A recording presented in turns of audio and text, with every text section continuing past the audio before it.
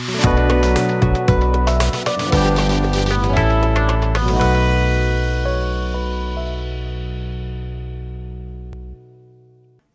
tout le monde, Steve Lévesque aka Mr. K pour un autre tutoriel Leo Board. Aujourd'hui, on va voir les math triggers. Donc, on va aller chercher de l'information lorsqu'une action est déclenchée dans notre stream. Donc, un event qui arrive dans Twitch. Donc, on y va tout de suite avec notre Leo Board. Donc, ce qu'on veut faire, je vais faire un petit zoom in. Ce qu'on veut faire, c'est on va venir se créer un nouveau bouton qui va se déclencher quand on va écrire quelque chose dans le chat. On va y aller avec ça. Donc, la première chose qu'on va faire, c'est de se mettre un Twitch Trigger, donc un déclencheur Twitch. Fait que ce qu'on veut qu'il fasse... Donc, on voit ici, ça, c'est tous les déclencheurs qui sont disponibles. Donc, on peut avoir, lorsqu'on reçoit des bits, lorsque quelqu'un s'abonne, lorsque quelqu'un offre un abonnement, quand il fait un point redeem, un channel point, ou un channel point avec message, ça va être important. Je ferai peut-être une vidéo juste pour ceux-là, éventuellement. Donc, on a le host aussi, quand un host arrive, quand quelqu'un host notre stream, en fait, quand on se fait raider. Les chats messages, c'est celui-là qu'on va prendre aujourd'hui. Mais pour les autres, le principe est le même, là, fait que c'est pas grave, c'est juste parce que c'est plus simple pour la démo. Puis le Extension Trigger, c'est pour des extensions qui sont externes, qu'on rajoute à Leo Board. Éventuellement, peut-être que je vous montrerai un peu comment ça fonctionne. Peut-être avec la présentation de mon scoreboard de NHL, petit scoop. On va voir ça. En tout cas, pour la prochaine saison, ça devrait être prêt. Donc, nous, ce qui nous intéresse aujourd'hui, c'est un chat message. Donc, on va faire un chat message. Je ne veux pas qu'il soit case sensitive, fait que ce soit majuscule ou pas, il va déclencher pareil. Et je ne mettrai pas de conditions au message parce que de toute façon, je t'en teste puis je suis tout seul. Là.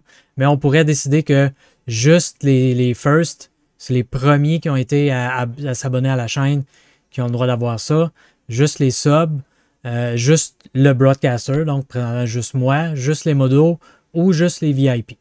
C'est des options qu'on peut avoir. Donc, on va dire qu'on y fait écrire test, je veux que tu te déclenches. Maintenant, il faut lui donner une action. Donc, on voit ici le petit icône de Twitch qui dit qu'il y a un trigger qui est sur ce bouton-là. Donc, on veut ajouter la commande d'aller chercher de l'information sur notre message, sur la personne qui va écrire test dans le chat. Donc, on va faire, on se souvient qu'on peut faire une recherche en haut. Donc, on va aller faire un math. Puis, un math trigger pull. Donc, on va aller tirer de l'information de notre déclencheur. Donc, notre variable, on va l'appeler le nom. On va aller chercher, dans ce cas-ci, le nom de la personne qui a écrit. Donc, tout se joue ici dans le pull value. Donc, on va ici, quand on clique dans la boîte, il apparaît un menu. Donc, on voit ici, à chaque différente alerte et événement de Twitch qui arrive, on a différentes données qu'on peut aller chercher. Dans les bits, par exemple, on peut aller chercher le username, le nombre de bits, le total de bits. Je pense que c'est le total que la personne a donné. Ça, il faudrait que je vérifie pour le total. En fait, je pense que c'est le total quand il fait, exemple, 5 fois 100 bits, au lieu de faire une fois 500 bits. Ben, c'est le total. Fait que lui, il calcule les 5 fois 100 bits, puis il dit merci pour les 500 bits que tu as donné. Là. Et le message, s'il rajoute un message avec les bits qui viennent avec. Donc, on a aussi les subs pour les événements de subs, les événements de channel point. Donc, un redeem trigger, c'est pour les channel points. Le chat trigger, c'est ce qui va nous intéresser ici. On a les raids, les hosts, les gift subs aussi. Puis, on a les extension triggers qui sont via les extensions externes qu'on a rajoutées à Leo Board, qui ne sont pas à même Leo Board. Donc, nous, on a besoin de notre chat trigger. Puis, on va aller chercher, on va regarder lesquels qu'il y a. Là. Le username, le username, il est toujours en minuscule. C'est le username Twitch, évidemment. Le display name, c'est la même chose. Mais c'est une option qu'il y a dans Twitch aussi. Vous pouvez aller le configurer dans vos paramètres. D'avoir, par exemple, les majuscules, minuscules dans votre nom, comme par exemple dans le mien.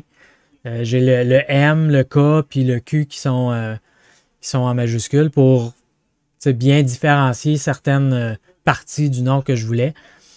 Le message, donc le message qui se rajoute au bout du trigger, ou en fait que la personne va avoir dit, parce que dans ce cas-là, ça va être le message au complet.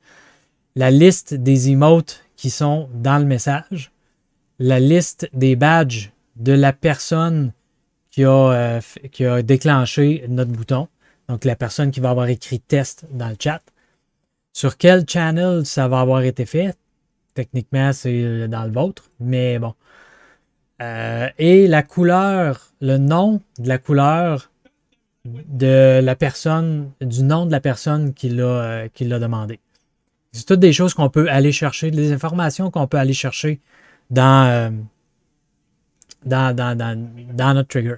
Fait que nous, présentement, vu qu'on veut le nom, mais moi, je veux le display name parce que c'est plus beau.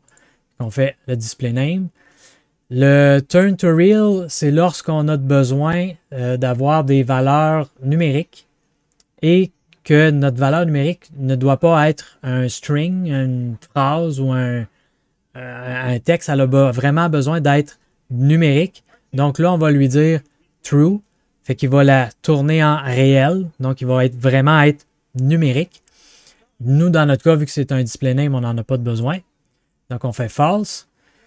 Puis, on fait juste done, comme ça. Done. Et là, si on fait tab dans le main menu, on a la liste de toutes les variables qui sont présentement existantes dans l'Urn board. Donc, ils ont des... comme moi, on voit qu'il y en a beaucoup. Là. On voit que c'est des couleurs d'équipe pour mon scoreboard qui sont des variables qui se load automatiquement quand j'ouvre l'Urn board. C'est pour ça qu'il y en a beaucoup. Là, nous, notre variable, on l'a appelé nom. Donc, le nom, on peut... là, on voit qu'elle n'a rien. Donc, on va venir faire... On va écrire test. Et le test... Hop, celui-là. Là, on voit le nom. Le nom maintenant, Mr. K, qui aussi. Donc, il est allé chercher le nom de la personne qui a écrit test. Si on va un petit peu plus loin, puis qu'on veut aller chercher, on va éditer nos commandes, on va aller chercher le message. Fait qu'on refait un mat trigger pull, on va l'appeler message. Et on retourne ici, on va encore dans nos chat trigger, on va nos messages. Turn to real, c'est pareil, c'est du texte, fait qu'on n'a pas besoin de le tourner en réel. On fait done, sauf que là, je veux être sûr qu'ils prennent le message au complet, pas juste le déclencheur. Parce que si je le laisse comme ça, je suis obligé d'écrire test pour qu'il déclenche. Si j'écris plus de choses, il ne le verra pas. Fait que pour que ça fonctionne, il faut qu'on fasse un astérisque pour qu'il dise OK, ben, prends test et tout le reste qui vient après. S'il y a d'autres choses après, c'est pas grave, je veux que tu déclenches quand même. Fait qu'on fait done, on va retourner, on va aller voir maintenant notre message. Le message, on voit que j'ai rien. Fait que si j'écris test de déclencheur, peu importe, là. Déclencheur, je ne sais plus écrire aujourd'hui. Déclencheur. Test de déclencheur. On retourne ici. Donc, on voit que le message, il a pris test de déclencheur. Mais il n'a pas mis l'accent aigu. C'est pas grave. C'est de la façon que l'Urn board est bâti. Il ne prend pas les caractères accents. En fait, il ne les affiche pas, mais il les gère quand même. La meilleure façon de le faire, ça serait de rajouter un texte. Ici, on va rajouter un texte GDI juste pour vous le montrer. Je vais le laisser comme ça. Puis, avec nos deux variables qu'on vient d'aller chercher, dans le même bouton, on va venir éditer nos commandes. On va lui dire, viens changer le texte GDI de ma source qu'on a appelé, j'en ai beaucoup. J'aurais dû faire une recherche, ça aurait été moins long. Texte GDI. Le texte GDI+, on va lui dire, prends. Là, c'est là que ça devient un petit peu touché. Faut avoir fait un peu de programmation de Leo Runboard pour le comprendre, mais pour insérer une variable, comme les variables qu'on a pris pour notre nom puis notre message, on les englobe dans un slash et un signe de $. Donc, je fais le nom. Et on va venir mettre un tiret, puis je fais la même chose. Donc, slash, signe de $, message, et je la referme, signe de $, slash. Donc, ça ici, ça va afficher. Là, on va juste se donner un petit peu de temps pour être certain qu'il ait le temps de prendre les informations puis de les envoyer dans le texte. On va faire Done. On va faire Done. Puis là, on va le voir directement à l'écran. Fait que si j'écris encore test de déclencheur 2, vous allez voir pourquoi après. Il a affiché Mr. K, test de déclencheur avec l'accent. Donc, il a vraiment vu là, puis 2. Fait que si je retourne ici, puis que je viens voir mon message, on voit que mon test de déclencheur, l'accent aigu, il n'est pas affiché dans ma variable. Mais il est géré quand même par Leo Runboard parce qu'il l'a affiché dans le texte. Ça, c'était quelque chose, si jamais vous faites des messages textes, puis vous voyez votre caractère avec accent ou un caractère spécial, je pense que le signe de euro, le signe de dollar, mais d'euro, hein, il n'affiche pas non plus, mais il le gère quand même. C'est un peu embêtant des fois parce que tu veux mettre quelque chose, puis il est comme juste pas dans le champ, dans tes commandes, mais il est là quand même. Donc, aller chercher des valeurs, des informations lorsqu'il y a un event Twitch, c'est pas plus compliqué que ça, tout dépendant qu'est-ce que vous avez comme difficulté avec les Runboard ou pas.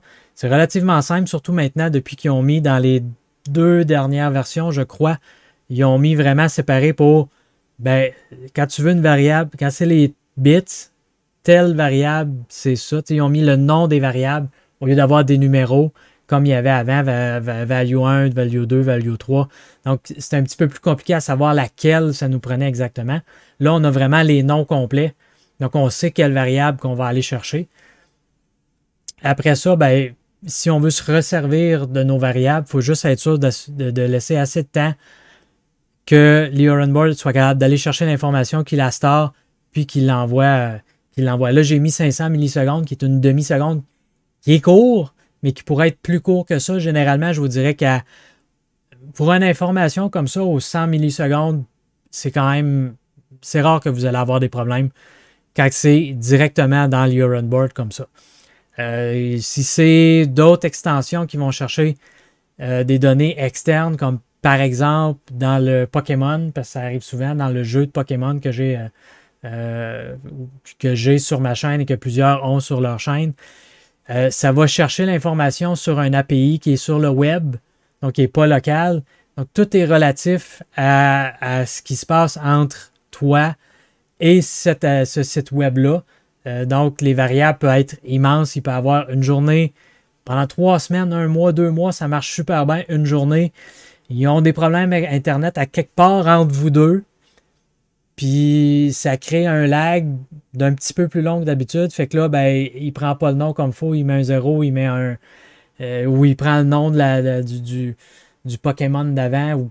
C'est des trucs qui peuvent arriver, mais ça fait partie de la game. C'est l'Internet. Dans ce temps-là, on peut essayer de rajouter un petit peu plus de temps entre le délai où l'information est prise et qu'elle va s'afficher pour diminuer ce risque-là. Mais c'est sûr que plus qu'on met du temps, plus que c'est long à apparaître. Fait que des fois, il faut essayer de trouver un juste milieu qui est pas trop long à apparaître pour pas que ça soit comme 3 secondes après à l'écran, ce qui est un peu malcommode des fois, mais que ça soit assez, assez rapide puis assez long pour qu'il ait le temps de prendre l'information puis de la storer. Sur ce, je vous invite à laisser en commentaire si vous avez des fonctions, des commandes que vous voudriez que je parle de l'Iron Board.